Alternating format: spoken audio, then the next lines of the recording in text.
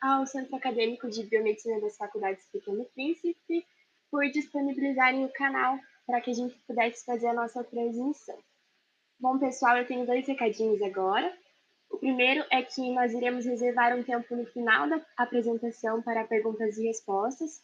Então, no decorrer, todas as dúvidas que vocês tiverem, podem colocar aqui no chat ao vivo do YouTube, que nós iremos anotar tudo e repassar para a palestrante ao final.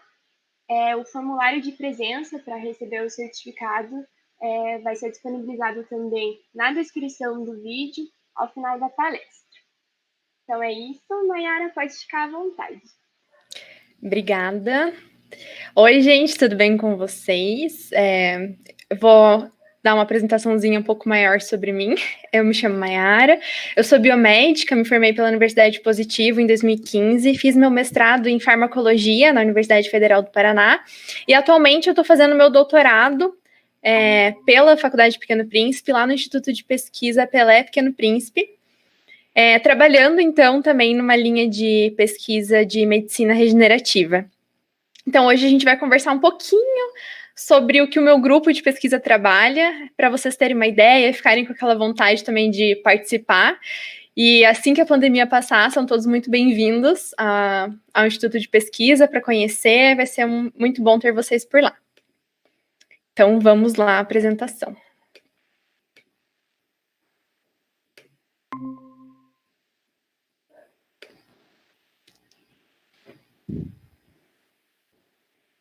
Aqui, só vamos ver se está tudo certinho. E foi. Bom, eu queria começar esse nosso momento de conversa perguntando para vocês algumas coisas. Então, o nosso primeiro momento vai ser sobre nós mesmos. Vamos falar sobre nós. Vocês estão conseguindo ver a apresentação?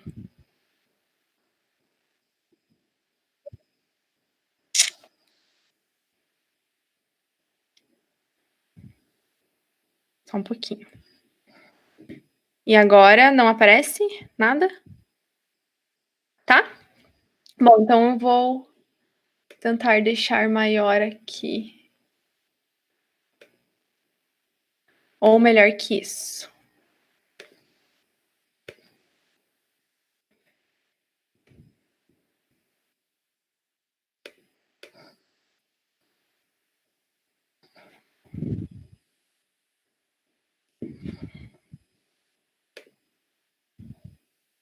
Eu tô olhando aqui do ladinho para ver se vai aparecendo. Tá.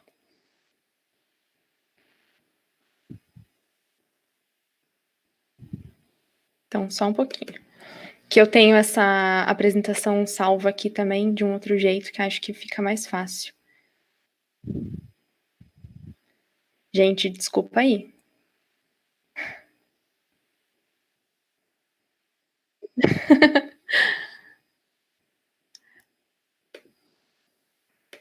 Agora eu interrompi o compartilhamento e vou apresentar uma guia aqui.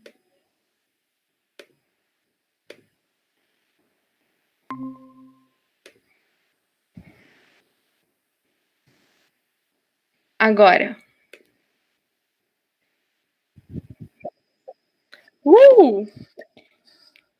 Ótimo, perfeito. Então vamos lá, gente.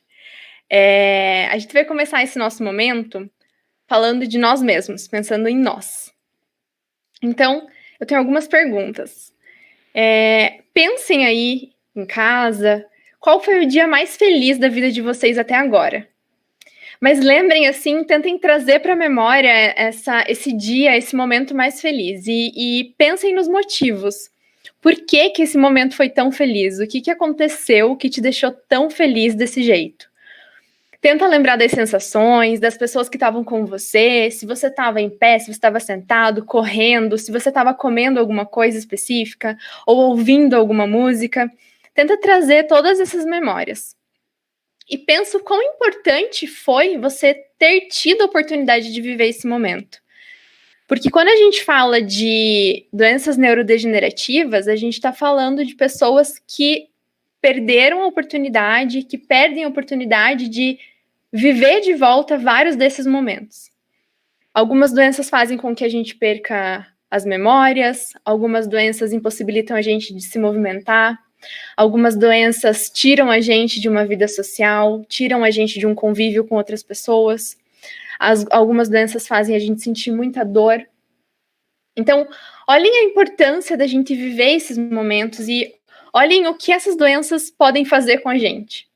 Então, quando a gente percebe o quão relevante é na nossa vida, são nas nossas vidas as nossas memórias, as nossas sensações, a gente entende o porquê a gente precisa estudar formas de lidar melhor com as doenças neurodegenerativas, de trazer uma qualidade de vida para esses pacientes que faça com que eles possam reviver coisas que eles tanto amam, que eles possam andar, viver em locais, conviver com pessoas que eles tanto amam.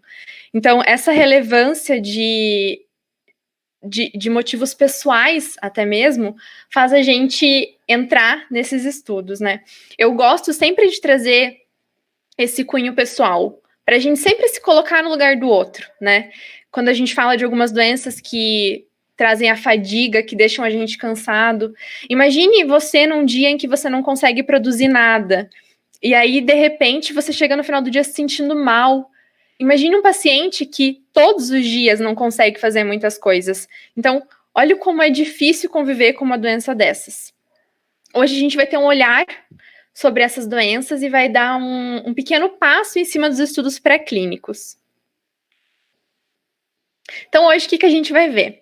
O que são doenças neurodegenerativas? Quais são os atuais estudos pré-clínicos, né? Um pouquinho dos estudos pré-clínicos que a gente já teve.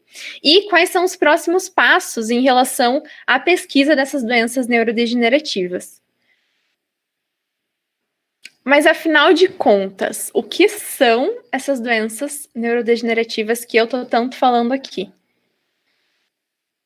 Essas doenças, elas são patologias caracterizadas pela perda progressiva de neurônios do sistema nervoso central. Então, a gente está falando de neurônios localizados no sistema nervoso central em pacientes que vão perdendo esses neurônios. E essa perda de neurônios faz com que toda a parte cognitiva desse paciente seja afetada e movimentos corporais também. E por que, então?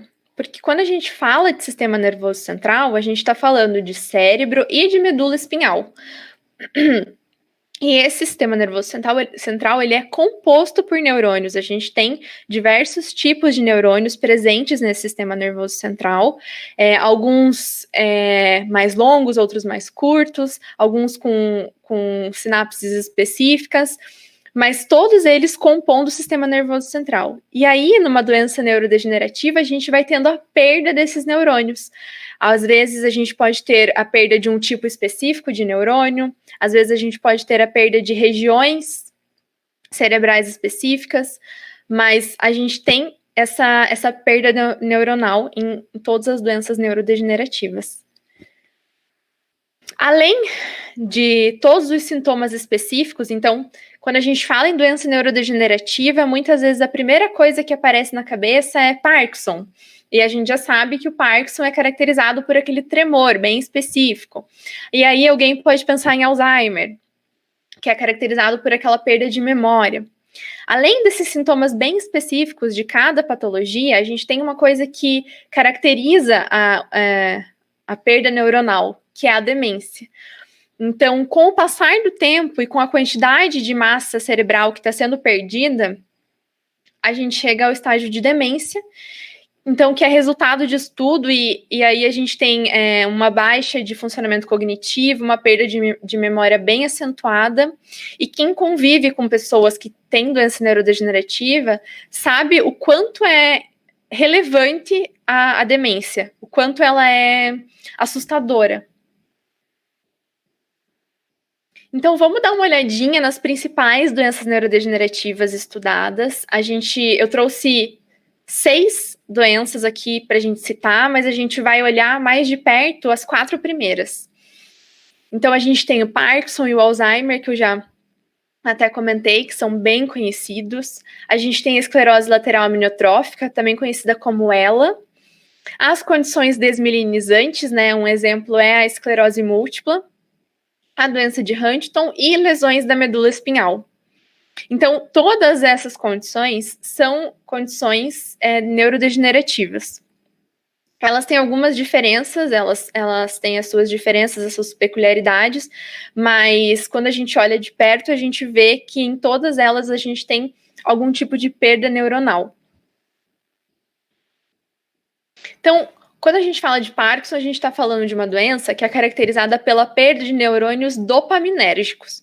Então, aqui a gente perde um tipo específico de neurônio, que é aquele neurônio que libera a dopamina nas fendas sinápticas.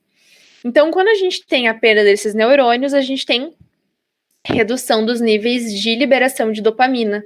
E isso vai fazer com que o paciente tenha tremores, geralmente são tremores unilaterais, né? A gente vê bastante a mão, tem às vezes alguns tremores no rosto, bradicinesia, instabilidade postural.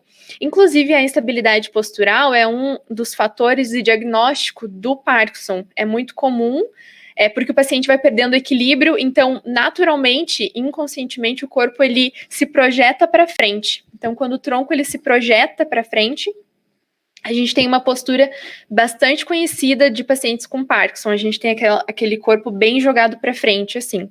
E a rigidez muscular. Hoje, o tratamento do Parkinson, o tratamento ouro, que a gente chama, né, é o tratamento com L-Dopa, que traz essa substituição da dopamina, né? É como se fosse uma fonte exógena de dopamina, mas a L-Dopa cura o Parkinson? Não. Né? A L-Dopa, ela trata esse paciente para que ele possa ter uma qualidade de vida melhor, mas ela não vai curar o Parkinson. No Alzheimer, então, a gente tem a perda de neurônios de regiões. Então, lá no Parkinson, a gente tinha perda de neurônios dopaminérgicos, e aqui a gente tem perda de neurônios em regiões específicas. Então, como, por exemplo, o hipocampo e o córtex cerebral. E aí, aqui no Alzheimer, a gente tem o comprometimento de memória bem evidente, o declínio cognitivo, alterações de fala, de comportamento e a demência. De todas as doenças neurodegenerativas que a gente vai ver aqui hoje, o Alzheimer é o que traz a demência mais rápido. Então, a demência no Alzheimer ela é a mais evidente, ela aparece mais rápido, porque os sintomas principais dele incluem esse comprometimento de memória, esse comprometimento cognitivo. No Alzheimer, a gente também tem tratamentos farmacológicos, mas eles vêm para reduzir esse avanço de demência, para melhorar o comportamento cognitivo do paciente de volta. Eles não vêm para curar o Alzheimer. A gente também não tem cura. Na esclerose lateral amiotrófica, a gente tem a perda de neurônios motores, tanto de vias superiores quanto de vias inferiores. Também é uma doença incurável, né? A gente não tem a cura dela hoje. E a gente tem uma diversidade de sintomas. A gente tem fraqueza, dificuldade de fala, câimbras, espasmos, perda de massa muscular. E de todas as que a gente está vendo aqui, ela é a que tem o pior prognóstico. Em geral, a média, os números dizem que pacientes, depois do diagnóstico, vivem em torno de 3 a 5 anos. Então, o tempo de vida, né, de sobrevida, depois do diagnóstico de ele é bastante curto. É lógico que a gente tem as exceções, cerca de 25% dos pacientes conseguem viver mais tempo do que isso, mas a grande maioria tem um prognóstico bastante curto de tempo de vida. E, por fim, eu trouxe a esclerose múltipla como um exemplo de doença desmielinizante. E é importante a gente ressaltar aqui que, primariamente, a esclerose múltipla ela não é uma doença neurodegenerativa. A neurodegeneração ela é consequência, né? A esclerose múltipla ela é uma doença de características autoimune. Então, a gente tem uma inflamação bastante grande acontecendo no sistema nervoso central, e essa inflamação vai gerar sequelas, vai gerar desmielinização de oligodendrócitos. Então, aquela bainha de mielina que estava lá servindo para que o impulso nervoso passasse mais rápido, ela é degenerada, e aí a gente tem um axônio que fica exposto, e a inflamação ali ao redor está rolando solta. E essa exposição do axônio faz com que ele seja atingido, né, por essa inflamação, é degenerado, e aí a gente acaba tendo focos de apoptose, de morte neuronal e também de desmielinização. Na esclerose múltipla, a gente tem as placas desmielinizadas, que a gente chama, são partes do sistema nervoso central em que deveria ter basicamente mielina e a gente não tem. Então, a gente tem aqui na esclerose múltipla a fadiga, as alterações visuais, sensitivas, muita dor, déficits cognitivos como apresentação clínica. Mas a esclerose múltipla é uma doença bastante complexa, né, que tem diferentes formas de apresentação clínica, mas em geral a gente vê esses sintomas. Uma diferença importante da esclerose para as outras doenças é a idade. As outras 3 doenças que eu citei, elas são mais presentes em pessoas mais idosas. E a esclerose múltipla, ela costuma se manifestar entre 20 e 30 anos, bem na idade em que as pessoas estão super ativas e trabalhando, estudando, enfim. Então, além de tudo, existe essa perda, né? Bom, cada uma dessas doenças tem uma patologia específica. Mas a gente pode falar de alguns fatores de risco que são comuns entre elas. A gente tem os fatores genéticos, obviamente, então a gente está falando de doenças crônicas e quando a gente fala de doenças crônicas neurodegenerativas, a gente tem esse fator genético que é super importante, que é super relevante. A gente tem os fatores ambientais, que interagem muito com os fatores genéticos. Então, a gente nunca pode falar do fator genético isolado, a gente tem que falar do fator ambiental influenciando nesse fator genético. Eles interagem. Então, um exemplo, né? Você pode ter uma tendência genética a desenvolver alguma doença, mas se durante toda a vida, sabendo dessa tendência genética, porque você olhou o seu histórico familiar, você sabe que pode desenvolver e você cria uma vida mais saudável, com uma rotina estabelecida para evitar isso, a tendência é que você possa evitar o desenvolvimento dessa doença. A gente também tem a causa estocástica, né? Que é aquela assim, eu não tenho fatores genéticos, eu tenho uma vida bastante saudável e eu fui no sorteio das doenças crônicas, eu fui escolhido para desenvolver uma doença neurodegenerativa. É lógico que na causa estocástica a gente tem uma porcentagem bastante menor de pacientes, né, atingidos por esse motivo, mas essa causa existe. E um outro fator importante é a idade. A gente tem o envelhecimento como um fator de risco para o desenvolvimento de doenças neurodegenerativas. Então, quando a gente está falando de fatores ambientais, por exemplo, a gente tem um fator que é bastante interessante, que nesse artigo publicado esse ano, de Memon e colaboradores, eles relacionam muito os distúrbios de sono com as práticas de exercício e a tendência a desenvolver problemas cognitivos maiores. Então, quando a gente está falando de um paciente já diagnosticado com uma doença neurodegenerativa, a gente está falando de um grupo de pacientes que naturalmente, por conta da doença, possuem uma facilidade a terem distúrbios de sono. Então, são pacientes que têm insônia, que dormem muito mal, que às vezes nem dormem, né?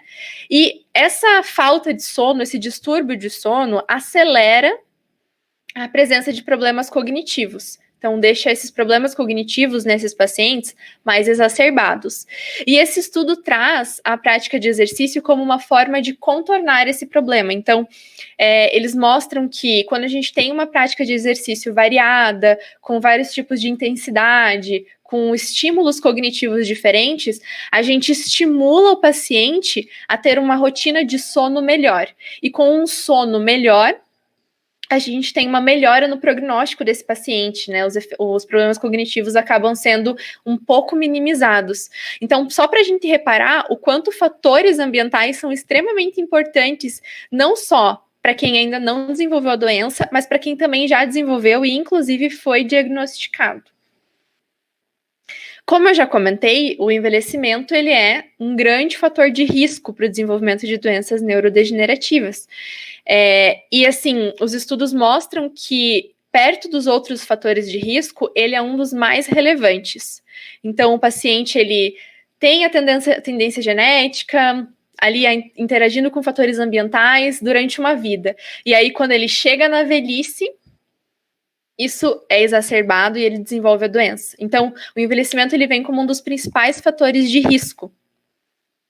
Porque o envelhecimento pode gerar várias coisas. Então, exaustão de células-tronco, alteração de comunicação intracelular, defeitos na manutenção de telômeros. A gente sabe que os telômeros estão lá nos cromossomos, e eles vão reduzindo a cada divisão celular. Então, quando chega na velhice, esses telômeros já estão bem pequenininhos e começam a falhar.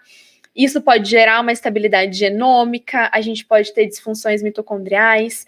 Por conta dessa instabilidade genômica, a gente pode ter perda de proteínas, né? Algumas proteases, alterações epigenéticas. Então, o envelhecimento naturalmente pode trazer várias consequências fisiológicas para o organismo, né? E aí, quando a gente tem outros fatores de risco, isso pode vir realmente a desencadear a doença neurodegenerativa. Esse gráfico mostra, então, para a gente como, com o passar dos anos, a gente tem um aumento da incidência dessas doenças. Então, para Alzheimer e Parkinson, a gente tem até dividido, né, entre homens e mulheres, mas para ela, a gente tem apenas uma linha, sem gênero. Então, vejam ali como, a partir dos 60 anos, mais ou menos, a gente já tem um aumento bastante significativo da incidência dessas doenças. E aí, vocês devem estar se perguntando, né? Tá, mas o que eu tenho a ver com isso? Hoje eu sou jovem, eu tô aqui assistindo essa palestra, e aí? Por que isso é importante? Por que entender que a velhice é significativa, é relevante no desenvolvimento de doenças neurodegenerativas importa? Por que isso me importa? Bom, segundo a OMS, em 2050, pessoas com mais de 60 anos serão mais ou menos 2 bilhões. Né? Então, na população mundial, 2 bilhões terão 60 anos ou mais. Isso é muita gente. E, futuramente, lá em 2050, muitos de nós faremos parte dessa população, né? Eu farei parte dessa população aí com mais de 60 anos. Oh, meu Deus, entregando a idade, né? Mas tá tudo bem. Estarei ali perto dos 60. E aí, né? Será que a gente não tem tempo hábil, então, para pensar em soluções? Se a gente sabe que essas doenças, elas aumentam com a velhice, né? A incidência delas aumenta com o passar dos anos, e que a gente vai ter uma população idosa bastante grande em 2050, então talvez seja a hora de nós pensarmos em tratamentos que revertam sequelas ou curem as doenças. É lógico que pensar em cura ainda é algo muito longe, né? Não tão longe, não tão longínquo assim. Hoje a gente também já fala de terapia gênica e tudo mais, mas quando a gente fala de terapia celular isolada, a gente consegue pensar muito bem na reversão de sequelas, né? Então a gente pensa não só em curar o paciente, mas já que é uma doença que tem um cunho genético bastante forte, por exemplo, e talvez eu não possa gerar a cura, mas que eu possa reverter as sequelas que essa doença já trouxe a este paciente. E aí, se eu reverto as sequelas, eu reverto todas aquelas apresentações clínicas que ele está apresentando. E aí a gente tem tempo de cuidar desse paciente, a sobrevida aumenta, a qualidade de vida aumenta, tudo fica muito mais fácil. E aí, o que define um estudo pré-clínico, né? Porque eu comentei que a gente tem que ir atrás de tratamentos, e é lógico que a gente pensa em tratamentos para pessoas, mas a gente nunca vai desenvolver um tratamento clínico sem ter passado por uma fase pré-clínica. E escutem isso é muito importante, inclusive nos atuais tempos. A gente não vai ter tratamentos clínicos enquanto a gente não fizer tratamentos pré-clínicos, enquanto a gente não analisar esse tratamento de forma pré-clínica. Então, o que define um estudo pré-clínico? Num estudo pré-clínico, a gente tem algumas fases, né? A primeira, geralmente, a gente faz in vitro com um cultivo celular, né, no laboratório, e aí a gente vai testar segurança, toxicidade, do que a gente está querendo ver. Então, se eu estou testando um fármaco, se eu estou testando uma célula acoplada a um fármaco, a gente testa tudo isso antes em laboratório, e aí a gente testa também, por exemplo, em vivo, em roedores. Muito comum, estudos com ratos, com camundongos, testando tratamentos. Então, a gente induz a doença, um modelo animal que mimetiza a doença no animal, e aí a gente trata ele com o tratamento que está sendo proposto. e vê o que acontece. A gente vê se terapeuticamente aconteceu o que a gente queria, a gente vê se existiu algum efeito adverso. E tudo isso, quando a gente fala daqui da corrida por um tratamento, né, acontece em muitos anos. Então, essa imagem ela traz desde lá do começo, quando a gente está começando a pensar num tratamento, até a última fase dos ensaios clínicos, né, que é a fase 3. Então, se vocês olharem aqui embaixo, a gente tem os anos. Quantos anos demora para a gente passar por cada uma dessas fases? E aqui dá mais ou menos 10 anos.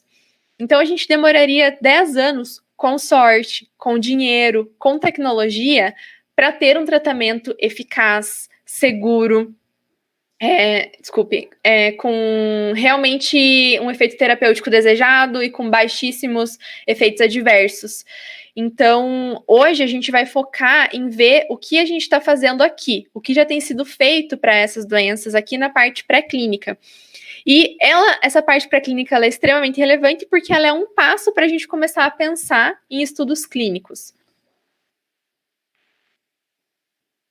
Mas, afinal de contas, aonde entra a terapia celular nisso tudo? Né? Então, a gente já entendeu o que são doenças neurodegenerativas, a gente entendeu o que é um estudo pré-clínico, e agora a gente precisa olhar para a terapia celular. Então, quando a gente está falando de terapia celular, a gente está falando de um tratamento que visa tratar doenças restaurando ou alterando certos conjuntos de células. Então, quando eu falo de restaurar um tecido, eu falo de fazer esse tecido ser regenerado.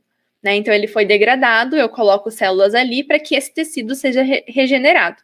E quando eu estou falando de alterar alguns conjuntos de células, eu posso estar falando, por exemplo, de modular a inflamação, eu posso estar falando de fazer com que outras citocinas sejam produzidas por essas células. Eu altero o microambiente em que essas células elas estão presentes, utilizando outros tipos celulares que eu injeto ali. Então, a terapia celular vem pensando justamente nessa estratégia, principalmente de regeneração de tecido. Então, a gente está falando de doenças neurodegenerativas, em que uma parte do cérebro foi degradada, foi atingida pela doença, né? Então, e se a gente puder regenerar essa área? Com células-tronco. Né? Quando a gente fala de terapia celular para regeneração tecidual, para essa recuperação tecidual, a gente fala muito de células-tronco. E isso existe por conta de um motivo bastante específico, que é o que as células-tronco são. Né? Elas são tipos celulares que podem se diferenciar em outros tipos celulares, e isso é ótimo. A gente tem uma célula que se diferencia em outros tipos de célula. E aí a gente tem três classificações para células-tronco. A gente tem as totipotentes, as pluripotentes e as multipotentes. Então vamos dar uma olhadinha isso um pouquinho de perto, né? Quando a gente fala de uma célula totipotente, a gente está falando de uma célula que pode se transformar em qualquer outro tipo celular. E a gente só tem essa célula quando a gente tem zigoto. Tá? Então, lá no zigoto, a gente tem essa célula totipotente. A pluripotente, ela pode se transformar em todos os folhetos embrionários, porém, aqui a gente já tem um blastocisto, então já não é mais o zigoto. Aqui a gente não tem a transformação dessas células, por exemplo, em células extraembrionárias, o que aqui nas totipotentes a gente tem. Então, é como se as pluripotentes fossem um pouquinho menos potentes do que as totipotentes. E aí, a gente tem as multipotentes, que são células já um pouco mais diferenciadas, né? Que a gente encontra tanto em tecidos adultos quanto em tecidos fetais. E essas células, elas podem se diferenciar também, mas não em todos os tipos celulares. Elas têm alguns tipos celulares específicos que elas podem se transformar. Quando a gente fala de célula pluripotente, a gente está falando de células embrionárias. E a gente, quando fala disso aqui no Brasil, a gente tem vários conflitos éticos, né? A gente só pode trabalhar com células embrionárias quando este embrião já está congelado em uma clínica há mais de 5 anos e a família, os donos desse embrião, doam ele para pesquisa. Fora isso, não existe outra maneira de trabalhar com células embrionárias aqui no Brasil. A primeira linhagem de células embrionárias, a BR1, se eu não me engano, foi criada pela doutora Lígia, lá na USP de São Paulo. Então, outra forma de trabalhar com as pluripotentes seria criar uma célula pluripotente. Então, existem já alguns trabalhos que criaram protocolos e as células pluripotente induzidas são utilizadas pelo mundo inteiro. Então, a gente pega uma célula normal e modifica ela geneticamente para que ela vire uma célula pluripotente. Isso passa por menos conflitos éticos do que trabalhar com uma célula embrionária. Mas nós, no nosso laboratório, trabalhamos com as células multipotentes, principalmente com células tronco mesenquimais. Tá? Então, as células tronco mesenquimais, elas são células que podem se diferenciar em todos esses tipos celulares aqui embaixo. E para a gente aqui na nossa palestra hoje, muito relevante, elas podem se transformar em neurônios. E a gente pode pegar essas células de tecidos adultos ou de tecidos fetais. A gente usa células de tecido adiposo, né? Então, aquela gordura que ia para o lixo depois de uma lipoaspiração. A gente utiliza aquela gordura para retirar células tronco mesenquimais. O cordão umbilical, que seria jogado no lixo junto com a placenta depois de um parto. A gente coleta aquele cordão umbilical e extrai essas células. Hoje em dia, a gente já tem vários estudos mostrando células tronco de sangue menstrual sendo utilizadas. A gente tem as células tronco mesenquimais derivadas da medula óssea. A gente tem as células tronco mesenquimais derivadas da polpa dental. Então, a gente tem várias fontes de células tronco mesenquimais no nosso corpo. E algumas delas seriam consideradas, inclusive, lixo hospitalar, né? Porque seriam jogadas fora. Então, a gente consegue ter essa fonte de células para poder trabalhar no laboratório, inclusive com poucos conflitos éticos, porque se seria jogado fora, a gente ainda está fazendo um reaproveitamento de material no laboratório. E aí, falando dessas células tronco mesenquimais relacionadas ao nosso assunto aqui, eu comentei com vocês, eu mostrei que elas se diferenciam em neurônios, né? E por que isso é tão importante? Isso é importante, isso é relevante dentro de doenças neurodegenerativas, porque aí a gente está falando da possibilidade de neurogênese. Então, a gente sabe hoje que os neurônios, eles têm uma baixíssima capacidade ali de proliferação, né, endógena. E aí a ideia vem de, e se eu colocar lá uma célula e ela se transformar nesse neurônio, e ela recuperar o tecido. Então, quando a gente fala de recuperação tecidual, de regeneração tecidual do sistema nervoso central, a gente está se referindo à neurogênese, à produção de neurônios vindos desse transplante celular. E isso recupera o tecido. E se eu recupero o tecido, eu reduzo sequelas. E se eu reduzo sequelas, eu melhoro a qualidade de vida desse paciente.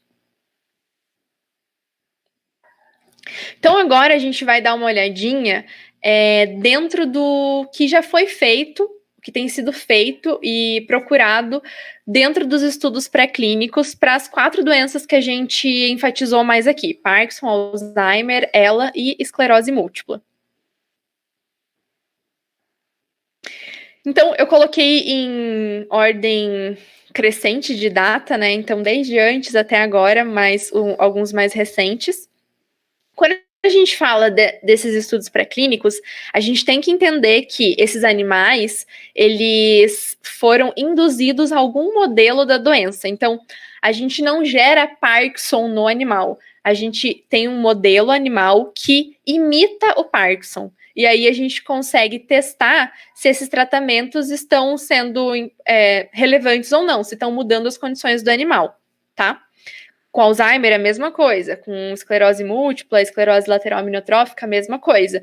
O animal, ele não vai ter a doença em si, mas ele tem um modelo animal que mimetiza muito, muito, muito bem, muito parecido em alguns aspectos, a doença original.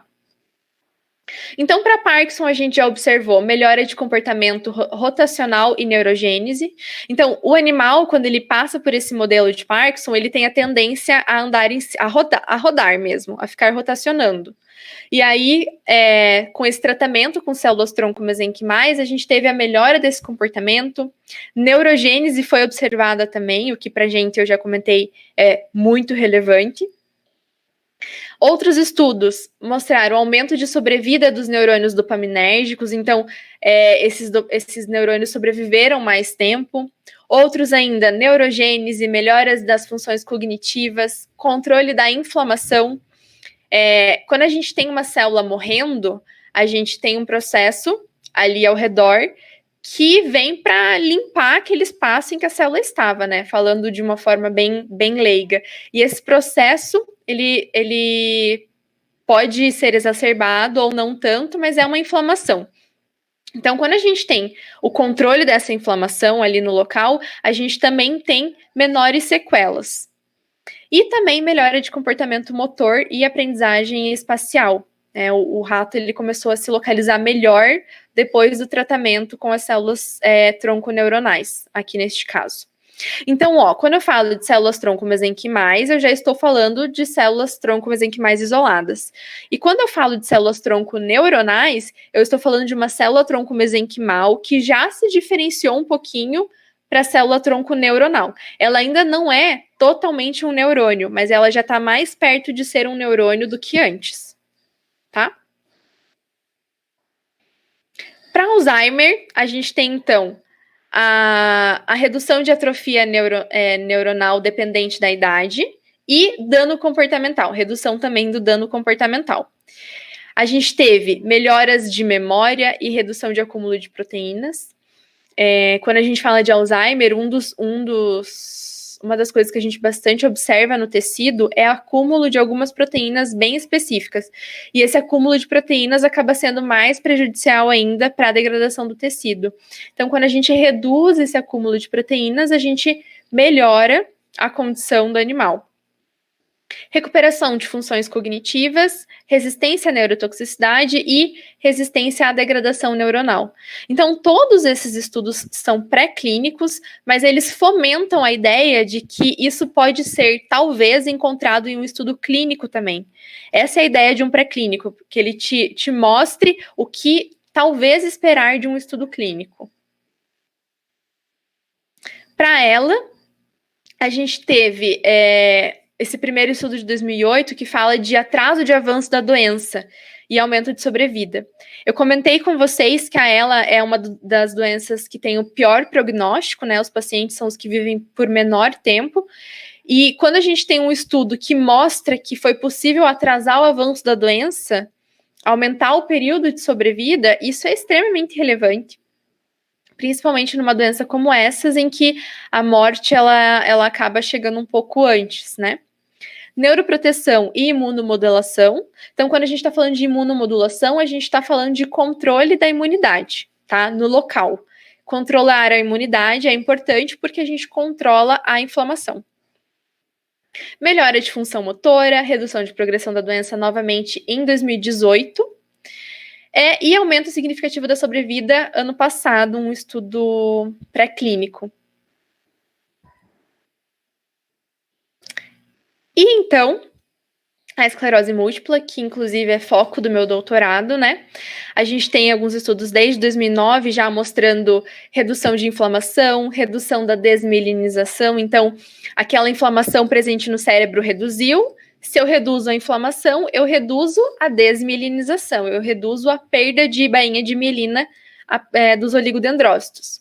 Esse estudo de 2016 trouxe uma atividade de remielinização.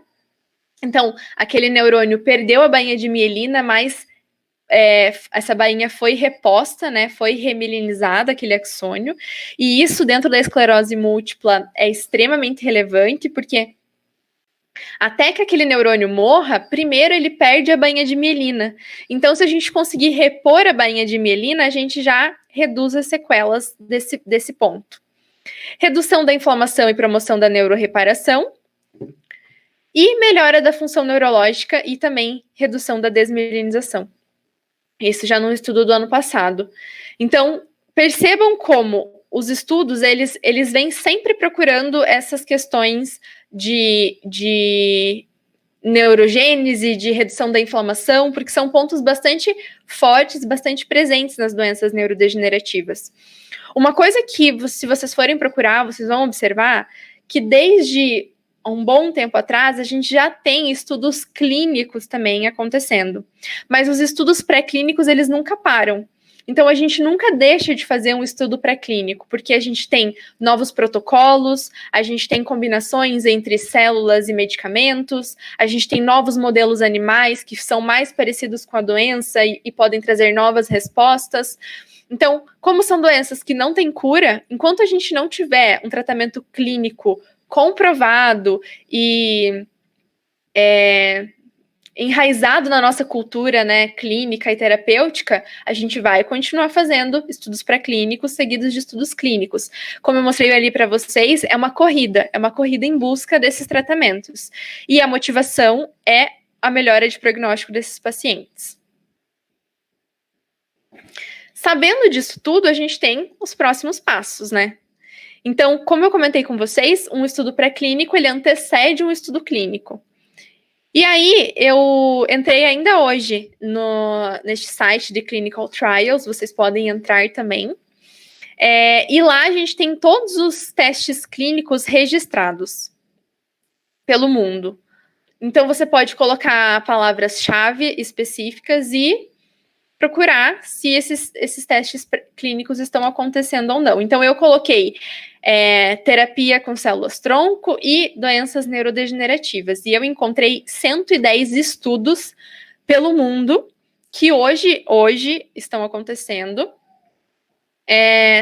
pensando em tratamentos para doenças neurodegenerativas, utilizando terapia com células-tronco. E a maioria desses estudos utiliza células-tronco mesenquimais. Então, esse é um mapa já que mostra certinho os locais do mundo onde a gente tem esses estudos, né? Estados Unidos liderando com 38 estudos. E o Brasil tem 4. Então, dos 4 estudos do Brasil, um aqui embaixo, que é para esclerose lateral aminiotrófica, já foi completado. Os outros 3 trabalham com a doença de Huntington, e nenhum deles está recrutando pacientes para testar.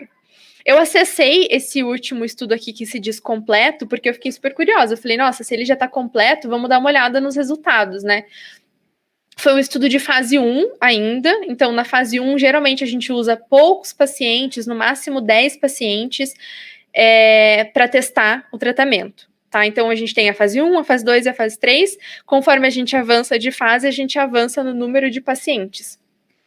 E esse aqui que se diz completo, ele era fase 1, mas não tem nenhum resultado registrado no banco de dados. Então, eu não sei qual foi o resultado, porque eles não estão registrados. E todos eles em São Paulo. Aqui no Paraná, a gente não tem nenhum estudo clínico, registrado. Então, olhando para isso tudo que a gente viu hoje, né, de doenças neurodegenerativas e entendendo um pouquinho sobre elas, sobre o que é um estudo pré-clínico, sobre a importância das células-tronco nisso tudo, a gente tem esse transplante de células-tronco como uma opção terapêutica bastante promissora, quase real. A gente ainda tem que avançar um pouco nos estudos pré-clínicos. O Brasil ficou um pouco para trás agora, o resto do mundo avançou. Agora, por conta da pandemia do Covid, muitas pessoas que já estavam fazendo testes clínicos com doença, com células-tronco, já só mudaram o órgão, né? Estão testando para Covid. Então, acabou que deu um boom, o mundo avançou muito, a gente ainda está um pouquinho para trás, mas é realmente uma opção terapêutica bastante promissora, bastante relevante, porque essas células, elas podem exercer diferentes funções terapêuticas, né? Elas podem reparar o sistema, elas podem modular o microambiente, o sistema imune, elas podem trazer novos vasos sanguíneos, né? Produzir novos vasos sanguíneos, angiogênese. Então, elas realmente têm efeitos bastante promissores e bastante relevantes quando a gente fala de doenças neurodegenerativas, que foi o nosso foco hoje aqui. E era isso. Muito obrigada. Acho que vamos para as perguntas. Espero que vocês tenham gostado. Aqui está o meu e-mail para entrar em contato comigo, caso queiram. E era isso.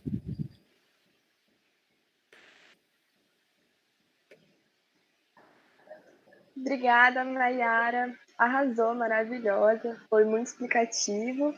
A gente gostou bastante da palestra. Como sempre, né? Você arrasando. Obrigada. A gente vai abrir para as perguntas aqui. Gente, eu falo rápido demais. Acredito que alguém tenha reclamado disso. Vocês me perdoem, eu falo rápido. Ainda bem que vai ficar gravado, né? Aí depois Sim, vocês anotam. A gente até falou, vai ficar gravado, dá para ir voltando. E aí, perguntas? Só elogios dessa palestra. Ai, gente, muito obrigada. Eu amo biscoito.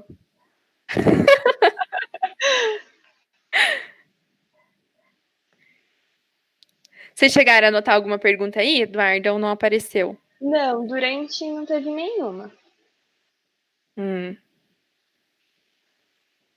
É só elogios mesmo. Eu recrutei os meus alunos para eles e os meus parentes, os meus amigos para virem aqui assistir. Uhum. Aí só tem elogio, né? Mentira.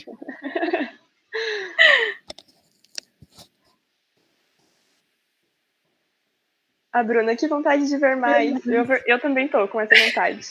Gente, eu tentei trazer estudos bem recentes, porque acho que, como a gente está em 2020, é relevante a gente, né, trazer estudos recentes, mas a gente tem estudos muito antigos já de testes pré-clínicos trazendo resultados muito relevantes.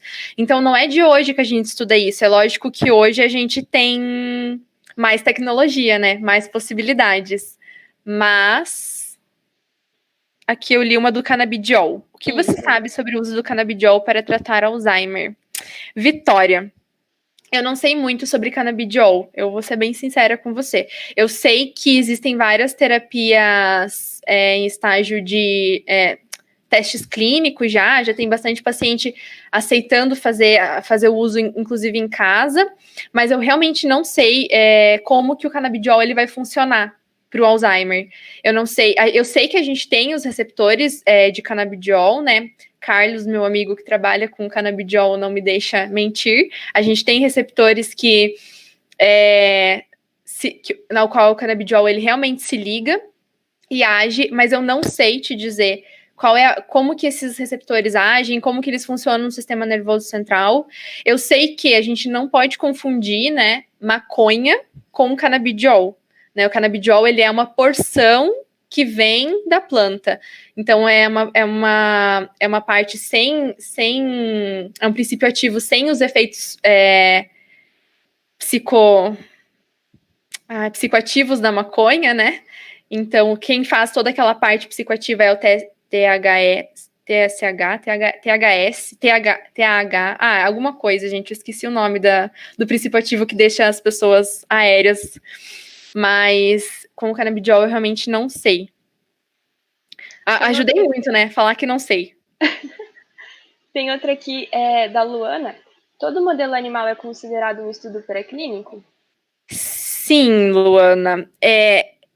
Os modelos animais, eles vêm numa fase pré-clínica. Então, inclusive, existem modelos animais que utilizam o zebrafish, né? Que é um peixe. Não somente roedores, a gente tem modelos com zebrafish. Existem alguns modelos animais que a gente usa que são para entender melhor alguns funcionamentos. Então, a gente tem alguns modelos que usam, por exemplo, a C. elegans, que é um tipo de minhoca. Porque ela tem um sistema nervoso central muito bonitinho. Ele é todo... ele parece um H todo ramificado. Ela tem um sistema nervoso central muito, muito fácil da gente visualizar. Então, a gente consegue fazer alguns estudos nesse modelo animal para entender um pouco melhor de sistema nervoso, mas não para testar medicamentos. Quando a gente fala de estudos pré-clínicos, a gente está falando mais de roedores e aí animais mais superiores. Existem modelos com macacos, com com coelhos, mas a gente trabalha mais com roedores. A André. Maiara, com essas pesquisas, futuramente podemos ter diminuição de sequelas, além das doenças neurodegenerativas?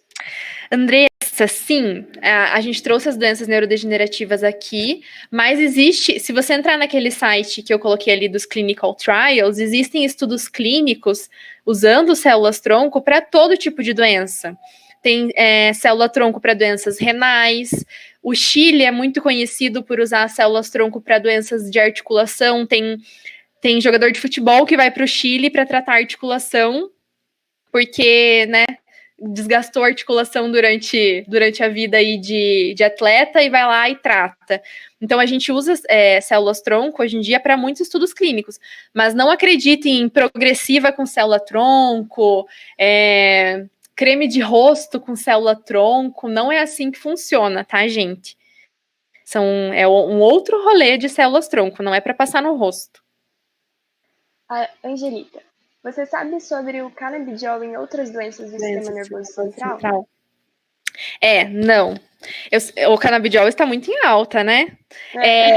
O Carlos Henrique, o meu amigo, ele trabalhou com canabidiol para dor. Uhum. Então, tratamento de dor com o canabidiol. Então, existem, se eu não me engano, existe um grupo da USP que é, entre aspas, do rei do canabidiol aqui no Brasil, né? Acredito que seja da Faculdade de Medicina de Ribeirão Preto. Inclusive, em 2017 ou 2018, ele foi convidado a depor na polícia porque estava trabalhando com canabidiol, vejam só. Mas eles têm vários estudos, deem uma procurada. A USP tem o Jornal da USP, né? Então vocês podem procurar lá, eles postam várias notícias dos grupos de pesquisas deles. Então, divulgação científica de alta qualidade tem lá. E eles falam bastante do canabidiol. Existem vários grupos que trabalham com o canabidiol, mas foge totalmente do que eu conheço. Uhum. O Igor perguntou: quais pontos negativos desses estudos? Tem algum ponto? Sim.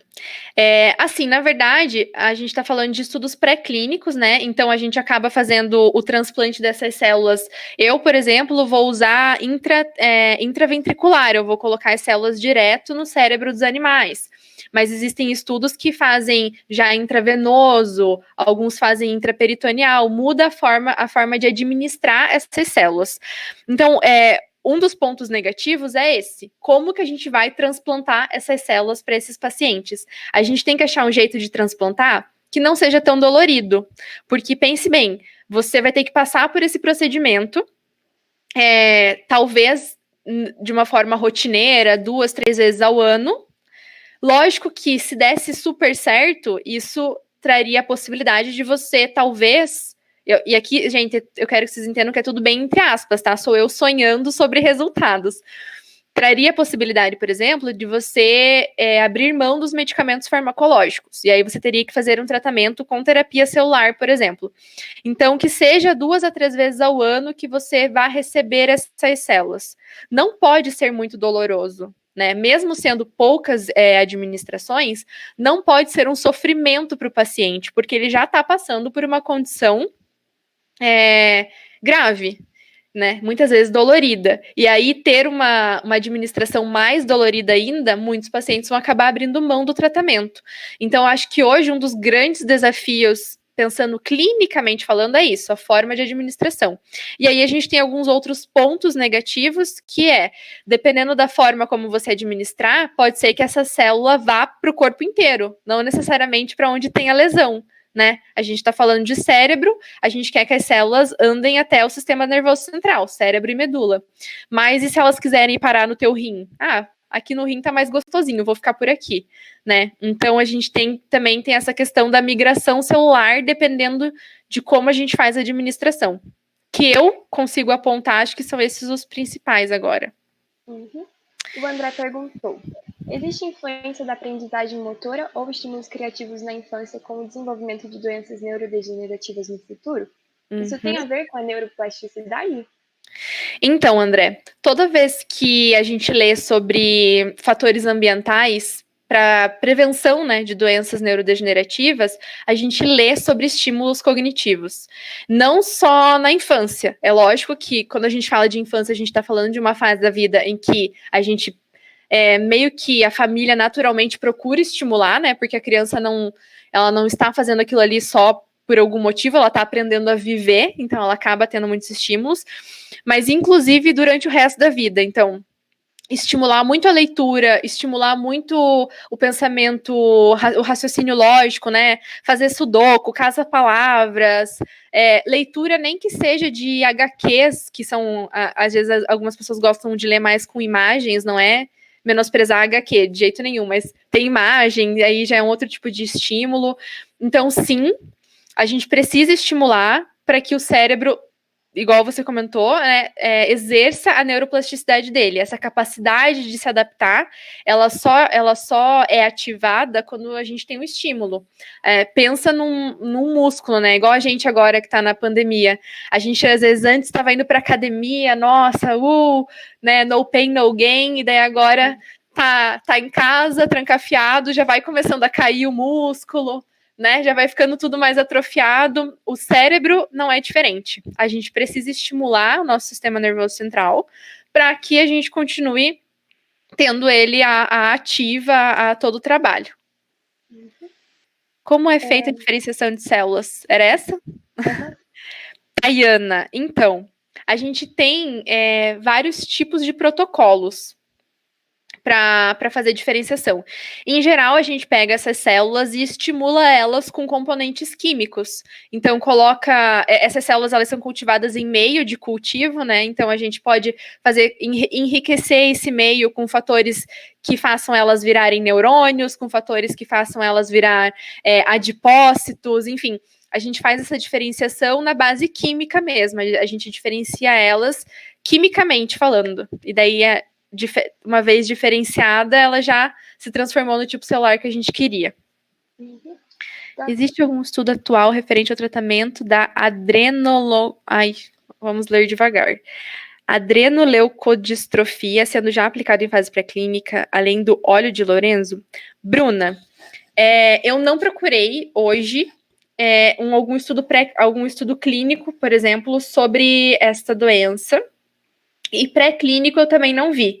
Mas, se você quiser me mandar um e-mail, a gente pode procurar juntas. A gente procura juntas aí alguma coisa no PubMed ou no Clinical Trials mesmo, para ver o que a gente acha. Porque eu realmente não vi nada sobre essa doença. Era isso, gente? Mais alguma pergunta? Acho que é isso. Vamos ver se tem mais alguma.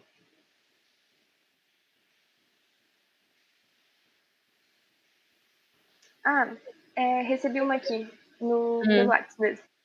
Você acredita que no Brasil as questões éticas são o que mais impedem o avanço das pesquisas com célula-tronco? Eu acho que são também, né? Eu penso assim, se fosse só questão ética, a gente dava um jeito, porque vocês sabem que brasileiro é bom em dar um jeito. A gente procuraria um outro tipo celular, né, que fosse bem relevante, trabalharia só com outros tipos celulares. Mas no Brasil a gente tem muitos impeditivos. A gente tem, principalmente, um impeditivo de falta de estímulo federal, governamental, enfim, né? A gente tem uma precarização, não só da ciência, como da educação. Então, e aqui no Brasil a gente tem a educação e a ciência muito ligadas, né? Porque quem faz pesquisa no Brasil são professores, né, de universidades e alunos de pós-graduação. Então, quem leva a pesquisa do Brasil para frente é essa galera que está envolvida com ciência e educação. E se a gente não estimula a ciência, não estimula a educação, essa galera não tem dinheiro para fazer o que precisa fazer. Então, ideias a gente tem, teoria a gente tem, conhecimento a gente tem, possibilidade de trabalhar com tipos celulares que talvez não tenham tantos problemas éticos, a gente também tem. Mas falta tecnologia, falta dinheiro para a gente poder comprar, né? Existem kits hoje em dia que fazem tudo para você, né? Você coloca a célula lá, o kit faz, né, deixa a célula maravilhosa. Existem equipamentos que você coloca, ele te diz qual é a célula, como que ele conta célula por célula. Mas vai ver o preço de um equipamento desses, né? A gente não tem condições de ter isso hoje. A gente precisaria de um financiamento muito grande. Então, falando de Brasil, eu acho que assim, o que mais emperra mesmo é essa questão da valorização, porque sem valorização a gente não tem valorização financeira, né? Então, eu acho que esse é o maior impeditivo. Se a gente tivesse valorização de ciência e educação, a gente teria valorização financeira e, consequentemente, a gente teria uma valorização também frente à ética. A gente poderia discutir bioética de igual para igual com quem está pagando, né, esse estímulo. Então, seria super interessante você poder conversar sobre bioética com quem está fazendo leis, por exemplo, né? Mas essa comunicação ainda é um pouco quebrada, um pouco prejudicada. A Andressa perguntou: o Brasil é o único país que pega mais nas questões éticas ou tem outros países? Não. Cada país tem as suas resolutivas, né? A gente tem países que são mais mente aberta, tem outros países que não tanto. A gente tem, por exemplo, a Ásia, né? Se vocês já tiveram aulas de bioética, a China possivelmente apareceu nessa aula, porque lá na China é muito louco. Muitas coisas são permitidas, né? Teve até aquele caso de edição gênica lá das gêmeas. Claro, não foi permitido, mas o pesquisador foi lá e fez. Então, não, o Brasil não é o único país com impeditivos éticos. E também não quero que vocês achem que é ruim a gente ter algumas barreiras éticas, tá? Muito pelo contrário, a gente precisa que algumas barreiras éticas existam para que a gente possa fazer pesquisa com qualidade, respeitando as pessoas envolvidas. Então, se eu falo de usar a célula embrionária, pensem bem, esse embrião ele foi doado por uma família. Às vezes eles conseguiram o filho, né? Fizeram fertilização in vitro e deu certo. Às vezes não deu certo e eles desistiram e falaram, tudo bem, podem usar. Então, existe uma história ali. É lógico que você não vai ter contato com a família, é lógico que você nem vai saber de quem é, mas entendam que a gente precisa dessas regras, porque senão imaginem a bagunça que ia virar, né? É lógico que existem algumas questões em que falta diálogo e que tudo poderia ser melhor trabalhado com o diálogo, mas existem outros pontos em que a bioética é extremamente relevante e a gente precisa, ao menos, se questionar, ter esses impedimentos, às vezes, para parar e se questionar. Será que isso seria realmente ético, falando, né, cientificamente? Às vezes a gente tem a ideia mais maravilhosa do mundo, mas ela não é viável dentro da bioética. Então, ela não é viável. O André perguntou também se existe algum estudo sobre a recuperação da atividade motor em pacientes com AVC. Sim, inclusive tem um grupo de estudos na PUC, se eu não me engano, que trabalha com a parte de recuperação de movimentos em pacientes com AVC dentro da fisioterapia, não, logicamente, com o transplante de células-tronco, mas eles têm todo um estudo sobre biomecânica, acho muito legal se vocês se interessam por isso, para dar uma olhada. É um estudo lá, um grupo de pesquisa lá da PUC. E quando a gente fala de recuperação de sequelas de AVC, a gente também tem estudos, acredito que até já na esfera clínica, né? Porque a gente pode estar falando, por exemplo, de isquemia cerebral, e aí sim a gente tem vários estudos pré-clínicos, a gente pode estar falando de hemorragia cerebral, né? Porque a gente tem o acidente vascular isquêmico e o hemorrágico, eles são coisas diferentes. Então a gente também vai precisar olhar para eles de formas diferentes. Mas sim, existem trabalhos. Eu só não vou poder te falar agora quais são os resultados, né, sobre isso, porque eu não tenho eles aqui e aí vou acabar passando alguma informação errada. Uhum. A Bruna falou: muita gente falou aqui sobre THC. THC, era isso. Em doenças degenerativas. E agora eu gostaria de saber se existe algum estudo referente à asma com o uso do óleo de cannabis. Asma. Eu não sei, Bruna. Olha, gente, muitos não sei hoje, né? Vocês me perdoem. Mas eu realmente não sei. O óleo da cannabis, eu também não sei como ele age. Eu não sei se, por exemplo, pensando em asma, a ideia é que isso gere uma broncodilatação, né? Porque na asma a gente tem uma broncoconstrição e isso a gente fica sem ar e fica, né? O paciente fica ofegante. Então a ideia é que a gente procure tratamentos que levem a uma broncodilatação. Se o óleo de cannabis tem essa ação farmacológica, acredito que existam alguns estudos que já estejam pesquisando isso, mas eu não sei nem como ele age para poder te falar sobre isso. Bruna do céu, me escreva um e-mail e a gente vai ter que conversar, porque toda hora das tuas perguntas eu falo, não sei, não sei. Desculpe. Acho que é isso. Agora é só a gente querendo o formulário para dar presença. Eu já falo sobre o formulário. Mayara, gostaria de te agradecer mais uma vez por essa Ai, obrigada a palestra. vocês, eu amei. Amamos. A gente gostou bastante. Foi muito explicativo. Que bom, muito obrigada. Gente, sigam ela no Instagram, maravilhosa. Eu fico aqui ou... Pode passar aí. Então tá bom. Tchau, Ai, gente. Foi um prazer. tchau. Beijo. Pessoal, sobre o formulário, a gente disponibilizou na descrição do vídeo do YouTube. Então, recarreguem a página, vão na descrição e o link vai estar lá. Se vocês não tiverem acesso, é só mandar um direct pra gente no Instagram, @cabn_fpp, enviarem um e-mail, enviarem um direct que a gente envia um e-mail ou a gente manda o link lá, a gente dá um jeito, não se preocupem, tá bom? É isso. Muito obrigada a presença de todos, a gente está muito feliz e não esqueçam que amanhã tem mais palestra. Um beijo!